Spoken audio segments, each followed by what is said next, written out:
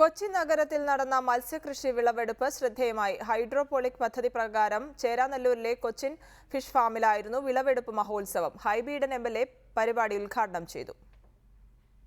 വിഷാംശം കലർന്ന മത്സ്യങ്ങളെ സംബന്ധിച്ചുള്ള മത്സ്യപ്രേമികളുടെ ആശങ്കയ്ക്കുള്ള പരിഹാരമാണ് ചേരാനെല്ലൂരിലെ കൊച്ചിൻ ഫിഷ് ഫാമിലെ ജൈവ മത്സ്യകൃഷി.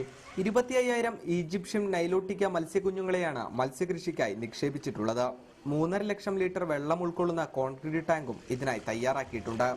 ഏകദേശം 10 ടണ്ണിലധികം മത്സ്യസമ്പത്ത് ജൈവ മത്സ്യകൃഷിയിലൂടെ ഉണ്ടാകുമെന്നാണ് കണക്കാക്കപ്പെടുന്നത്. 100% ജൈവ രീതിയിൽ വളർത്തിയെടുത്തിരിക്കുന്ന ഈജിപ്ഷ്യൻ നൈലോട്ടിക്ക മത്സ്യങ്ങൾ രുചികരവും ആരോഗ്യത്തിന് ഏറെ പ്രയോജനപ്രദവുമാണെന്ന് കൊച്ചിൻ ഫിഷ് ഫാം ഉടമ ജോസഫ് പഴനിലത്ത് പറഞ്ഞു. വിഷലിപ്തമായിട്ടുള്ള മത്സ്യങ്ങളാണ് ഇവിടെ ധാരാളമായി കിട്ടിക്കൊണ്ടിരിക്കുന്നത്. അതിനൊരു പ്രതിവിധിയും കൂടിയായിട്ടാണ് ഞാൻ ഈ സംരംഭം ഇവിടെ തുടങ്ങിയിരിക്കുന്നത്.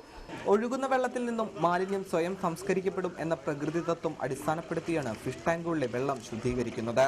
പ്രകൃതി തത്വങ്ങളെ അടിസ്ഥാനമാക്കി പ്രത്യേകതരം ശുദ്ധീകരണ പ്രക്രിയയാണ് ഇവിടെ നടത്തുന്നത്. കൊച്ചിൻ ഫിഷ് ഫാമിലെ ആദ്യ ജൈവ മത്സ്യകൃഷി വിളവെടുപ്പ് ഉദ്ഘാടനം ഹൈബി ഈഡൻ എം.എൽ.എ. നിർവഹിച്ചു. മുൻ MP പി രാജീവ് ആദ്യ വിൽപ്പന നടത്തി. ഫിഷ് ഫാം സന്ദർശിച്ച് സാങ്കേതിക വിവരങ്ങൾ മനസ്സിലാക്കുന്നതിനും മത്സ്യം വാങ്ങുന്നതിനുമുള്ള സൗകര്യം ഫിഷ് ഫാമിൽ അധികൃതർ ഒരുക്കിയിട്ടുണ്ട്. റിപ്പോർട്ടർ കൊച്ചി.